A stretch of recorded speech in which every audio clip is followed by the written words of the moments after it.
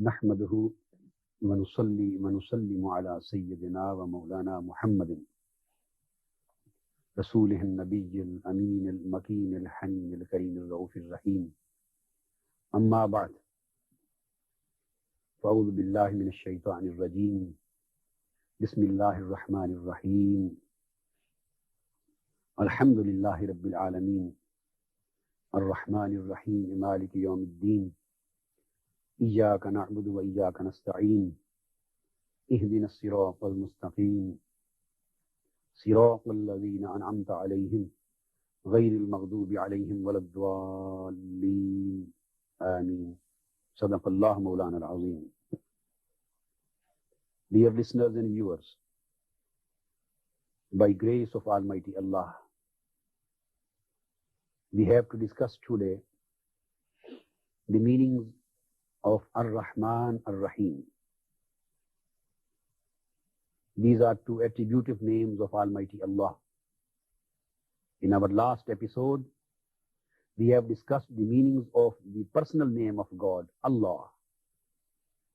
And now we have to discuss the meanings of two extremely important attributive names of Almighty Allah, Ar-Rahman Ar-Rahim, which have been used in Tasmiyah of Surah Al-Fatiha and Tasmiyatul Quran. The pronouncement of the name of Allah has been made with three names. The pronouncement of the name of Allah, the Tasmiyah, has been made with three names. It contains three names. One personal name, that is Allah, and two attributive names, Ar-Rahman, Ar-Rahim.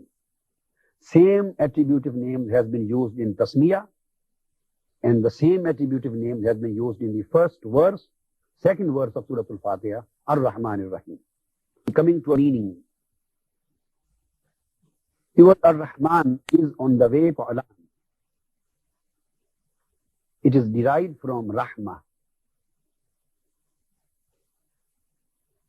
It is derived from the concept of mercy, means the magnificent, the gracious. And its meaning are, the meanings possess the concept of abundance of mercy. Ar-Rahman means the one who is abundant in mercy. The one who is abundant in mercy, who is great in mercy. The one in whom the attribute of mercy exists at abundance and exists extremely. Now, for example, in Arabic language, all of the words which are on the weight of Fa'alan, they possess the same attribute and same characteristic. For example, Furqan, it is from Al-Farq, the difference.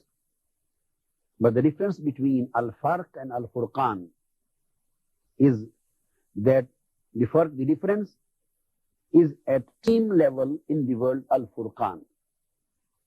It means more difference or much more difference. So if the concept of difference is in abundance, then we will say Al-Furqan. Again, the word Qurban, it is from Qareeb. Here the concept of Qurb, nearness, is in plenty. Is it at abundance? So if one is very much near, and the attribute of nearness is in abundance, he would be known as Qurban, and the act would be known as Qurban. Again, the word, for example, Ghadban. In Ghadban, the anger, Ghadab, the anger, would be in abundance, would be in plenty. So if there is much anger, very much anger, then the man would be known as Ghadban. His state of too much being angry would be known as Ghadban. Now on the same level, there is the word Ar-Rahman.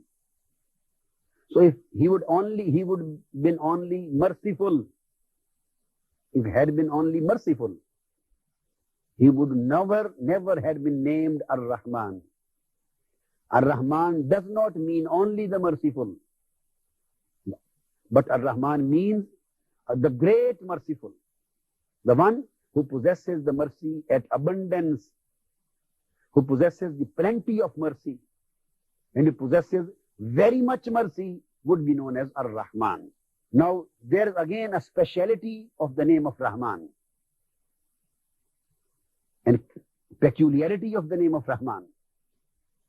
As there was a speciality in personal name of Allah, in attributive names of Almighty God, a speciality is possessed by the name Ar-Rahman. The maximum use of Ar-Rahman among the attributive names is available in Holy Quran. Quran says, قُلِ ادْعُوا اللَّهَ أَوِ ادْعُوا الرَّحْمَنَ. Say, call Allah, or you may call Ar-Rahman. So here the name of Ar-Rahman has been placed as far as its attributive significance is concerned. It has been placed at par to the word Allah. Again it is stated, وَإِنَّ رَبَّكُمُ الرَّحْمَنُ فَاتَّبِعُونِي وَأَطِيعُوا أَمْرِي. Indeed, your Lord is Rahman, the gracious, the magnificent. So follow me and obey my order. In Surah Al-Furqan, ثُمَّ اسْتَوَىٰ عَلَى الْعَرْشِ الرَّحْمَنِ. Then Rahman, the magnificent, the gracious, sat on the arsh, sat on the place of his divine authority. At another place it is stated, أَجْعَلْنَا مِن دُونِ الرَّحْمَنِ آلِهَةً يُعْبَدُونَ. Have we made any other God except Rahman?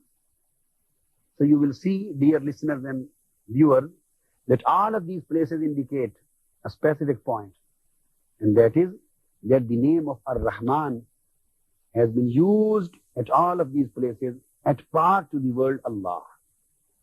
So Ar-Rahman is, as far as the name of Allah is concerned, has been placed nearest to the place of Almighty name of Allah. Now coming towards Ar-Rahim. So as there was the concept of abundance in mercy in the word Rahman, here in the word Ar-Rahim there is another concept. This is on the weight of fa'il, and it is the noun subject on the weight of fa'il. And in Arabic it is sifat mushabbah, which means that there is continuity of the attribute mentioned in this name. There is perpetuality in the attribute mentioned in this name. There should be a permanence in the existence of the attribute mentioned in this name. So Rahim would mean the merciful, who would be merciful at all times to come. The merciful, the one who performs mercy and showers mercy and bestows his mercy every time. There is no discontinuity in his mercifulness. There is no discontinuity in his mercifulness. He is permanent in being merciful. His mercifulness is perpetual. His mercifulness is for all times to come and everlasting. So these are the two basic aspects, characteristics of these two names. Holy Quran says, Innahu huwattawwabur rahim. Indeed, he is the acceptor he is the forgiver and he is the merciful. Inna Allah bin nasi la-raufur rahim. Indeed, he is merciful for the people and magnificent for the people. Now, there is another point, important point to be understood here. Another difference between Rahman and Rahim as far as the use of this name is concerned. Almighty Allah possesses two kinds of attributes. Some of the attributes are known which are available in Holy Quran. Some of the attributes are general and some are the specific. Rahim is from the general attributes of Allah. Rahman is from the specific attributes of Allah. I would like to explain it. The explanation is that those attributes of Allah which are general, these attributes and these qualities and these characters are also given to the human beings and given to the creature as far as their capacity of being creature is concerned. So these attributes are vested in Allah. These attributes are possessed by the general attributes are possessed by Allah in capacity of his being creator, as the creator deserves to be, as the Lord and Allah deserves to be. And as far as the human beings and creatures are concerned, these attributes are also given to the human beings, but as the creator deserves to be, as the human beings and creation deserve to be. But as far as the Rahman is concerned, this name is never used in the favor of any human being, in the favor of the creator. This name is specified for Almighty Allah, whereas the Rahim is for Allah as well as for the Prophet and for the people also. But when it would be for Allah, it would be as the capacity of creator is. And when it would be for the people and human beings, it would be as the capacity of creature is. There would be a hell of difference between the two. But as far as the name of Rahim is concerned, that is used in favor of human beings also. For example, in Quran, the word Rahim has been discussed and used in favor of Allah's attribute. Innahu wat-tawwabur Rahim, Bismillahir Rahmanir Rahim. Now, in Holy Quran it is stated in favor of Holy Prophet Muhammad sallallahu alaihi wasallam, لَقَدْ جَاءَكُمْ رَسُولٌ مِّنْ أَنفُسِكُمْ عَزِيزٌ عَلَيْهِ مَا عَنِتُّمْ حَرِيصٌ عَلَيْكُمْ بِالْمُؤْمِنِينَ رَؤُوفٌ رَحِيمٌ. Here the names Rauf and Rahim, both of these names have been used for Almighty Allah, and here both of these names and attributes have been used for Holy Prophet Muhammad sallallahu alaihi wasallam. The difference between the two is that these attributes, when enjoyed by Allah, is in the capacity of his being creator. And when these attributes are enjoyed by someone else in the creature, by the Prophet Muhammad sallallahu alaihi wasallam or anybody else, this would be enjoyed as the capacity of being creature, creation, makhluk, khalq. And he enjoys in the capacity of being khaliq. So he has created these attributes in his creatures. Same is the case of Sami' and Basir, hearing and seeing. Almighty Allah is Sami' and Basir. And Quran says, in case of every human being, إِنَّا خَلَقْنَا الْإِنسَانَ مِنْ نُطْفَةٍ أَمْشَاجٍ نَبْتَلِيهِ فَجْعَلْنَاهُ سَمِيعًا بَصِيرًا. We created the man from joint fluid, intermingled fluid. And then we take him from various processes, and ultimately we made him the hearing and the seeing. The same is the case of attribute of Shaheed. Quran says, فَكَفَى بِاللَّهِ شَهِيدًا. And Allah is sufficient as the witness. And the same word has been used for the prophets. فَكَيْفَ إِذَا جِئْنَا مِنْ كُلِّ أُمَّةٍ بِشَهِيدٍ وَجِئْنَا بِكَ عَلَى هَؤُلَاءِ شَهِيدًا. What would be the situation?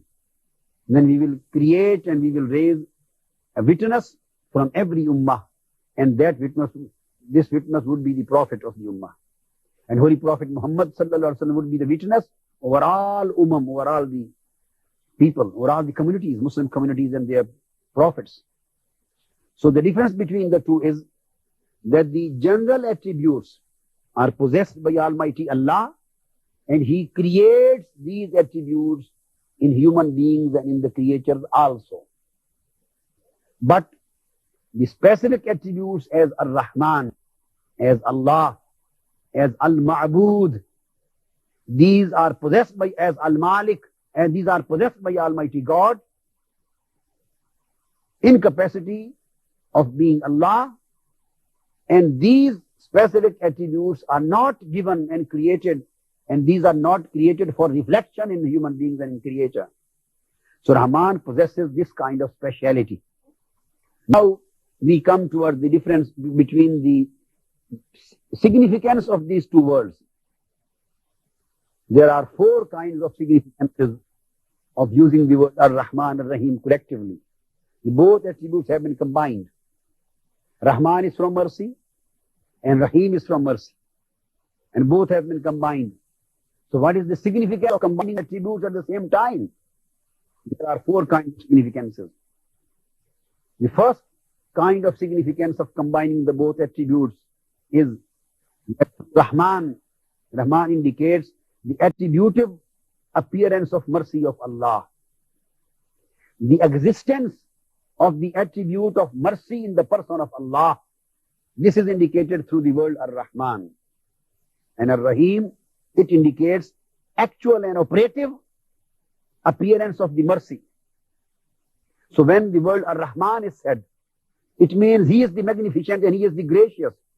This means He possesses the attribute of mercy in abundance. He possesses, enjoys the attribute of mercy in abundance and grace. When the word Ar-Rahim is said, it means that He is operative in bestowing His mercy on the people. He is operative in showering His mercy and grace on the people. So the grace and mercy in Ar-Rahman means that the attribute of mercy and grace is present in person of Almighty God in abundance at so much level that no one is parallel to Him. But the operative aspect of the mercy, the functional aspect of the mercy, through which the mercy is distributed among the people, through which the divine mercy is divided to the people, through which the mercy is bestowed upon the people. It is showered on the human beings and on the creator. So for the showering of mercy is the source of Rahim. And from presence and existence of the attribute of mercy is the source of Ar-Rahman. Now, the second aspect of the combination of two attributes is that Ar-Rahman is for everybody and Ar-Rahim is only for faithful. So the mercy in Rahman is general. Mercy, the attribute of mercy and grace. And the blessings of Rahman are in general. And the blessings, the graces and mercies of Ar-Rahim are specific and confined to the faithful. That's why the attribute of Ar-Rahman is mentioned. And Ar-Rahim is mentioned afterward, because the general is always prior and specific is afterward. So when He is Rahman, He is merciful, a great merciful and gracious for all the people, whether they believe in Him or not, whether they are deviators or they are true followers, whether they are believers or non-believers, whether they are faithful or not, whether they are sincere to Him or not, whether they are loyal to Him or not, whether they are His worshipper or not, even whether they are men or they are animals, they are men or birds, the whole objects, the whole existing bodies of the world, of the universe, they are given the mercy from the source of Rahman. And when comes the case of Ar-Rahim, so here a question can arise. A follower can think, a faithful can think, a believer can think, a pious man can think, that what would be the difference between my being worshipper and the other man who is not a worshipper? I became a faithful of Allah. I became a true worshipper of Allah. I became a pious man. Another remained the sinner, the transgressor and deviator. And both are given and both are provided with the mercy of Allah. And both are being blessed by Almighty Allah's divine grace. So what is the difference between us? And what benefit and credit and superiority should I get over a non-believer? So the answer of his question is Ar-Rahim. Answer was, O faithful, I am not only Ar-Rahman, I am Ar-Rahim also. Since I am the creator and cherisher of the whole world, I am the creator and cherisher of Muslims as well as non-Muslims. I am the creator and cherisher and sustainer of the believers as well as the non-believers, of the faithful as well as non-faithful. Since I have created the whole world, so I am here to cherish and to sustain and to fulfill the requirements and needs of each and every person of the world, irrespective of the fact whether he believes in or me. I have to give him the health. I have to provide him with the necessities of life. I have to give him other requirements of his life. Why? Because I am his creator. I have to cherish him. I have to bring him up. I have to sustain him. I have to fulfill his needs. That's why, as far as my attribute of Rahman is concerned, my mercy is open and equal for all. Now comes your question, oh faithful people. You ask for me, so what is our superiority to the non-believers? The answer is that I am Ar-Rahim also. Through my source of Rahman, I send my mercy and grace to all of the people irrespective of their faith. And through my spring and source of Rahim, I shower my blessings and grace and mercy only on the faithful. So my faithful person gets double mercy. The faithful and believer people get double of the mercy, double of my grace, double of my blessings, double of my favor. So the mercy of Ar-Rahim has been specified and confined to the faithful people, and the mercy of Ar-Rahman has been made generalized for all of the people of the world. The third significance of combining the both attributes at the same place, Ar-Rahman and Rahim, is that the mercy of Ar-Rahman,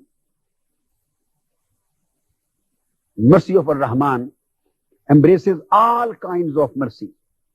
All kinds of mercy are included in the orbit of mercy of Rahman. And as far as the mercy of the source of Rahim is concerned, it is confined to the forgiveness. Forgiveness is the mercy of Ar-Rahim. Here is a speciality. And every kind of mercy is for the mercy of Rahman. The difference between the two is that Almighty Allah created the people, created the creature, and they have three kinds of requirements. There are three stages of their appearance. The first is the stage of creation, coming into existence. Second stage is the stage of their survival and continuation of their existence. And third stage is the stage of their completion and perfection. So Almighty Allah has to fulfill the requirements of their creation through the source of Rahman. Almighty Allah has to fulfill the requirements of their existence and survival through the source of Rahman. Almighty Allah has to fulfill the requirements of their completion and their perfection through the source of Rahman. So every kind of mercy has been created by Almighty God, so that every kind of need and necessity is fulfilled for the people. And as far as the mercy through Rahim is concerned, this is confined to the aspect of forgiveness. Forgiveness. Because Allah knows there will be sinners, there will be some deviators, there will be some wrongdoers. And after committing the wrong, after performing the sin, they will repent on it. And when they will repent on it, and they will ask me for the forgiveness. So Almighty Allah loves the act of asking forgiveness.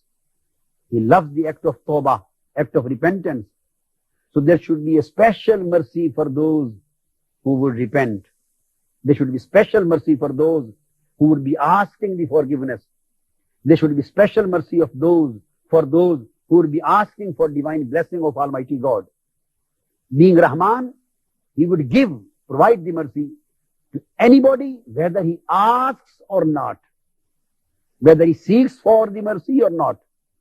But as far as the source of the mercy through Rahim is concerned, He will provide His mercy in the form of forgiveness, in the form of His blessing, in the form of His favor, in the form of His grace to those who are asking from him, who are seeking from him, and who are looking at him, and who are waiting for them.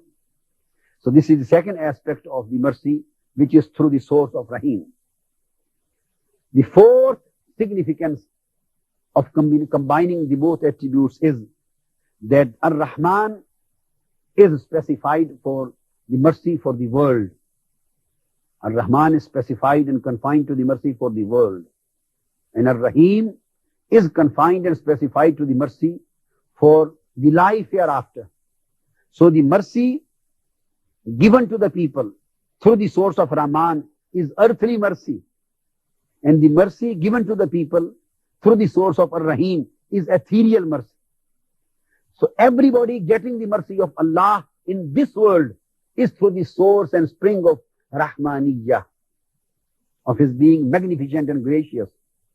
And every faithful who will be getting the mercy in life hereafter, in the day of judgment, he would be getting the mercy of Allah through the source of Rahimiyah. So these are the various significance of combining both of the attributes. Now, concluding the topic, in last, I would like to explain what are the basic reasons and philosophies and fruits of this tasmiyah, the pronouncement of name of Allah.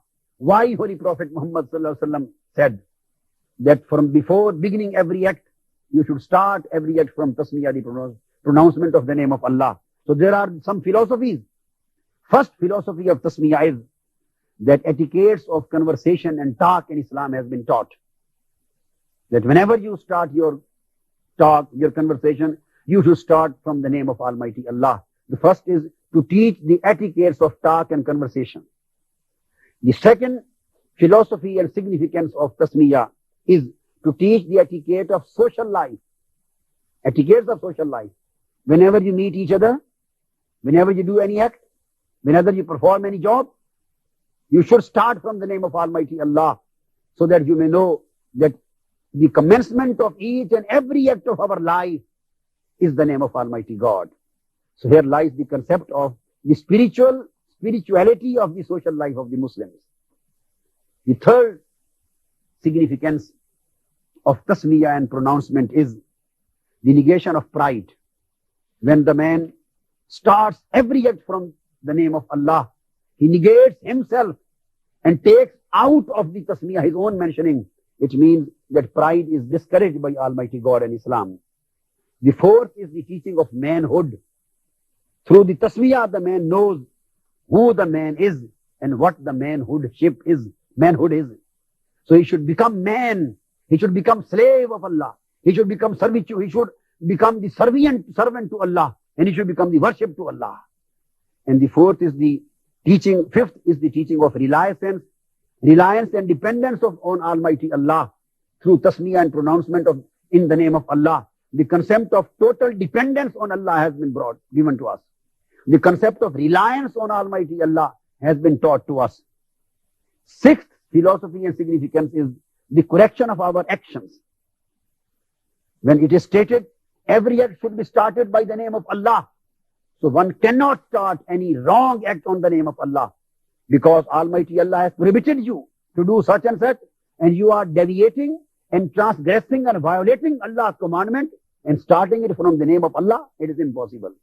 So when every act is to be started in the name of Allah, so it means every act should be performed positively in accordance with the divine light and divine teaching of Almighty God. And the last thing, and very significant thing, is which the teaching and aspect of the tasmiyah has been given to us, and that is the whole code of life should be under the commandment of Allah. Our politics, our economics, and our religion. All of the three sources should be enlightened through the light of the divine commandment of God, because our politics indicates the concept of power, economics indicates the concept of survival, and religion indicates the concept of life hereafter. The word Allah and the word Rabb, the word Allah and Rabb indicates the concept of creation. So since He has created us and He is cherishing us, so He is the source of power. the source of commandment. So our political system should get light from the commandment of Almighty God. Ar-Rahman, Ar-Rahim. He is the magnificent, gracious, and He is the merciful. This indicates our survival and continuation. Since our source of survival is Almighty God, that's why our system of economics should be enlightened through the lights of the commandment of Allah. And the last thing is Malik Yawmiddin, coming to our Surah Al-Fatiha. He is the source of our forgiveness in our life hereafter. This possesses the connection of our religion. So our religion should also be under Almighty commandment of Almighty God. When our politics, our economics, our religion, our morality, our social life, our culture, our education, our civilization, and each and every aspect of our life, whether individual sphere or collective sphere or international sphere, comes under the purview of commandment of Almighty God, then the whole life is Islamized and whole life is spiritualized. We ask Almighty Allah for a special divine blessing. وَمَا عَلَيْنَا إِلَّا الْبَلَاغُ.